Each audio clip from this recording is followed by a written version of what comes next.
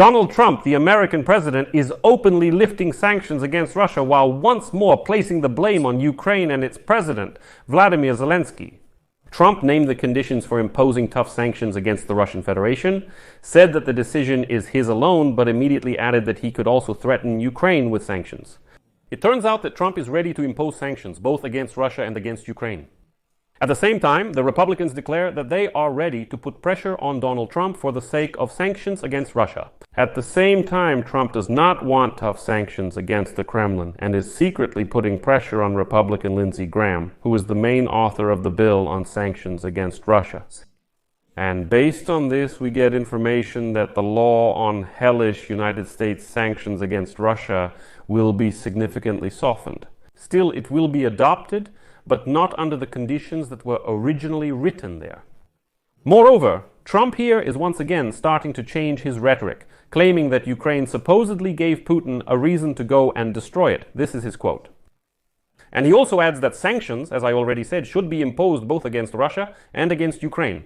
He claims that, in general, Putin and Zelensky are behaving like children on a playground. Zelensky has already responded to this claim. So let's break all of this down in detail in this episode and put everything on the shelves. What's going on with United States sanctions against Russia? Will they happen? And if they do, in what form? My name is Alexei Pechi. Let's go through everything step by step. But before we start, I ask you to subscribe to the channel, leave a like, write any comment, and be sure to subscribe to my Telegram channel, Pechi News. The link to it is in the description of this video. There we publish breaking news as soon as it comes in. So, now let's go through everything step by step. United States President Donald Trump stated that he would impose additional sanctions against Russia if necessary, since Russia's war against Ukraine continues to drag on. And now, attention, here's a quote from Trump. And I'll say right away that you might have already heard this somewhere. If I believe that Russia will not make an agreement or will not stop the bloodshed, I will use this if necessary. Donald Trump has repeated for months. If he sees that Vladimir Putin doesn't want peace, there will definitely be sanctions. And now he's repeating it again. He added that the senators, many of whom signed the bill to strengthen sanctions against Russia, are leaving the final decision up to him. Quote, I haven't talked to them about this. They have a bill, but the decision will be mine. It's my choice. They did it this way, and it would have saved a lot of time if it had happened. So I agree with that. I haven't decided to use this bill yet. It's a very, very strong bill. But I remind you that the United States Congress still has the tools to do this without Trump. To say yes, no, dear, the decision is not yours. After all, Congress is the main decision maker. Yes, it's very easy. 2/3 of the votes, bypassing the United States President's veto, and the law is passed and comes into force. There, he might get nervous and stomp his feet, but he can't do anything about it. But here we have a very ambiguous situation. For example, the publication Politico writes that Republicans are ready to put pressure on Trump for the sake of sanctions against Russia. As they write in Politico, soon a bill on sanctions may end up on Trump's desk, which would seriously damage Russia's ability to finance the war. They will be aimed at countries that continue to buy Russian oil and gas, which are vital sources of income for the Russian economy. This measure, initiated by Senators Lindsey Graham and Richard Blumenthal, has gathered an impressive amount of support. 82 co-authors, including Senate Majority Leader John Thune and Speaker of the House Mike Johnson. This week, Republicans openly expressed their support for the need to stand up to Russia. As they write, such a favorable opportunity for politicians to put pressure on Putin and finally force him to sit down at the negotiating table may not present itself again.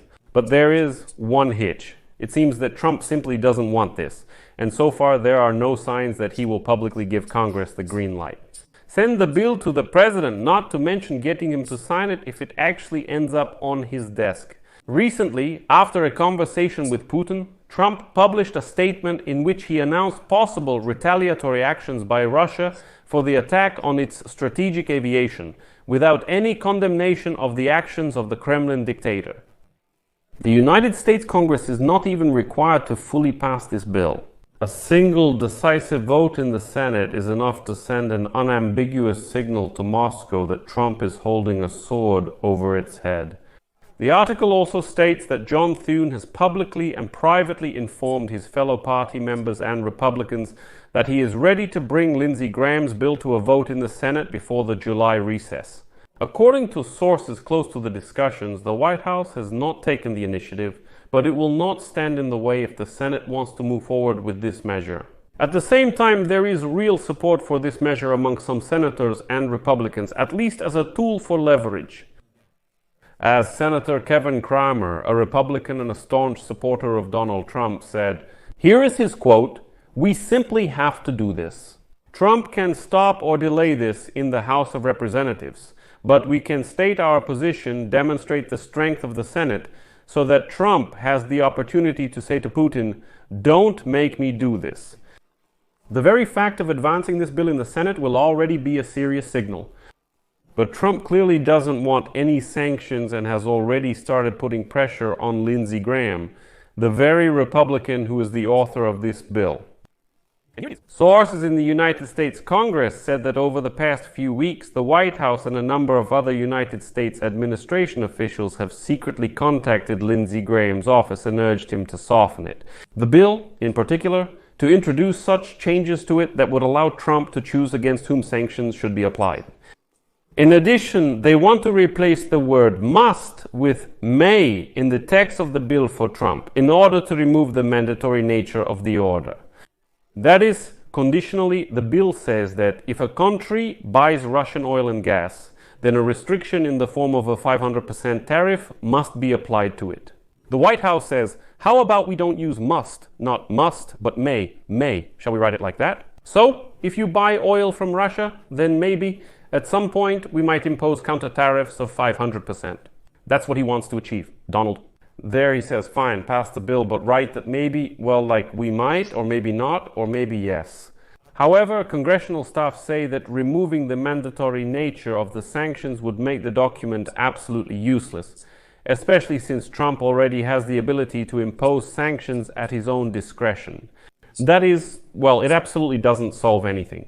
Meanwhile, in the White House, they began to appeal to the United States Constitution, saying that, supposedly, the Constitution gives the President the authority to conduct diplomacy with foreign states. And any package of sanctions should provide full flexibility so that the President can continue to pursue the desired foreign policy. Let me remind you here that Graham publicly stated that he plans to introduce some changes to the bill, in particular to add wording that would allow for the exclusion of countries that provide military or economic assistance to Ukraine. Like, if they are with both Russia and Ukraine, then okay, maybe they can be crossed off. Such a provision is intended to protect Ukraine's European allies from the 500% tariffs that the bill envisions for any country that buys Russian oil, gas, uranium, and other products. However, Graham has not yet publicly endorsed any of the changes that the Donald Trump administration is privately urging him to support. Nevertheless, the publication Politico, citing its own sources, writes that the law on hellish sanctions will still be softened, and quite significantly at that. And it seems that Trump's pressure has had an effect, even though excluding Europe from the bill still looks very questionable. First of all, the United States of America itself still buys Russian uranium, which is also included in the Graham bill. Secondly, imposing a huge tariff on imports from China and India could hurt the American domestic market, which depends significantly on imports from these countries.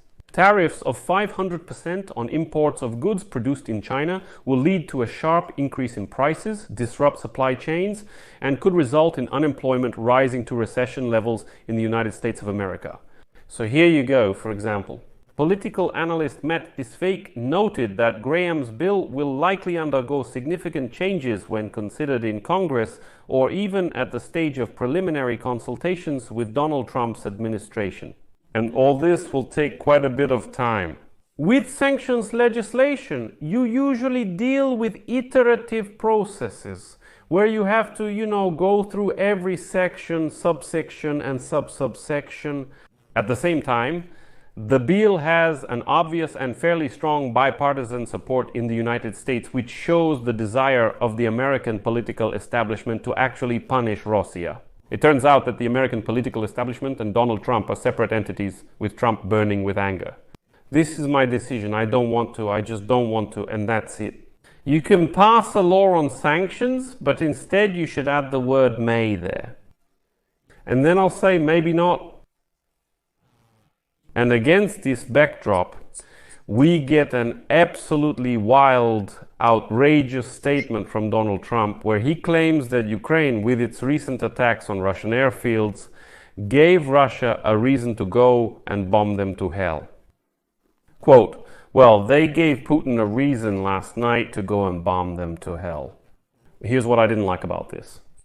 When I saw this, that is the security service of Ukraine attack on Russian airfields, I said, well, that's it, now there will be a strike. Trump went on to express hope that the war in Ukraine would not escalate into a nuclear conflict after Kiev's recent attacks on Russian military airfields, stating that he did not like them. At the same time, the American leader also hopes that Russia will not stop negotiations with Kiev. Russia has already halted talks and publicly withdrew, with Putin claiming that it was Ukraine that pulled out of the negotiations. But the scariest thing about this statement from Trump is what he says. I really hope this doesn't escalate into a nuclear conflict.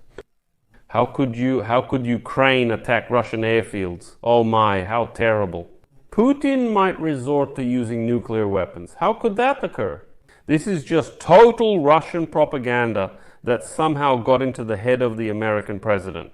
And he says that, so it turns out we provoked it ourselves? You know what that's like? The story that a woman, by wearing certain clothes, provokes a rapist. It's just absurd. It's complete nonsense. And now the American president applies this analogy to foreign policy. He says, well, listen, they themselves gave Putin a reason to bomb them, as he puts it, to bomb them to hell. Trump, well, apparently forgets. How did this whole war even start in the first place? The fact is, these savages, these Russian savages, invaded Ukrainian territory back in 2014. That's how it all started. Who gave a reason? What are we even talking about? But Trump makes statements like that. But that's not all, unfortunately. To our great regret, the thing is, it just keeps going further and further. Trump starts talking about how Russia is preparing to attack Ukraine once again, calling it a response to the operation of the Ukrainian security service, Pautin. He made this statement at a meeting with the Chancellor of Germany, Friedrich Merz. That's it. Trump noted that Washington and Berlin are dissatisfied with the bloodshed in Ukraine, but he believes that in the end they will be able to stop it. Quote, Putin has taken a heavy blow. I don't think he's playing games. He said that they have no other choice but to attack, and that will probably not be very pleasant. I said, don't do this. You shouldn't keep doing this. When asked by a journalist whether Trump is ready to put more pressure on the Kremlin dictator Putin, the American president stated that it was he who stopped the construction of the Russian gas pipeline Nord Stream 2. And then, for some reason, Trump compared Russia's war against Ukraine to two little children fighting like crazy in a park. Quote, I have a deadline for sanctions against Russia in my mind. We will be very tough, and this could apply to both countries. What do you think about such a statement? Trump is hinting that he has some tough decision regarding sanctions, but this decision will affect both Ukraine and Russia. Like I can even impose sanctions against Ukraine as well. That's what we've come to in the end. By the way, Zelensky has already responded to this statement by Donald Trump with the following words. We are not children with Putin on a playground in the park. He is a killer who came to this park to kill children. And then what? Zelensky added that this statement by Trump shows that the head of the White House does not understand the scale of the tragedy that the Ukrainian people are experiencing. Zelensky described the boundless pain of a Ukrainian father who lost his wife and 3 children as a result of a missile strike. This happened recently near Kyiv. And then Zelensky says, he just said, every morning when I wake up, I look for my family, I look for them everywhere in the apartment. It still seems to me that it was a nightmare, just a bad dream. Trump couldn't fully feel and understand this pain. And then Zelensky reminded that 631 Ukrainian children have died in this war. Quote, and it's not about President Trump, but about any person who is not here in the country, thousands of miles away, thousands of kilometers away. They cannot fully feel and understand this pain. Well, and so Trump, really not understanding what is actually happening, can throw out words like Putin will respond, Putin cannot respond. Aqui dentro está para um final que não na multi-size. Putin is the primary cause of the aggressive war. An aggressor cannot respond to anything. Ukraine does not give any reason with its attacks on Russian territory because Ukraine is defending itself. Ukraine is forced to bomb Russian airfields so that strategic bombers do not take off from there and missiles are not launched that kill children in Ukraine. Ukraine is forced to do this. This is not a reason. It is not provoking the aggressor to carry out strikes. This is a forced measure that we have to take. Trump doesn't grasp this and suggests imposing sanctions at some point, including the ones currently in place. I want them to look in such a way that I can say at any moment that nothing will happen, even if Congress votes for it. That's the sad story we have with the American president, unfortunately. For now, I'll leave it at that. Share your opinions and conclusions in the comments below this episode, subscribe to the channel, hit the bell, and don't forget to like.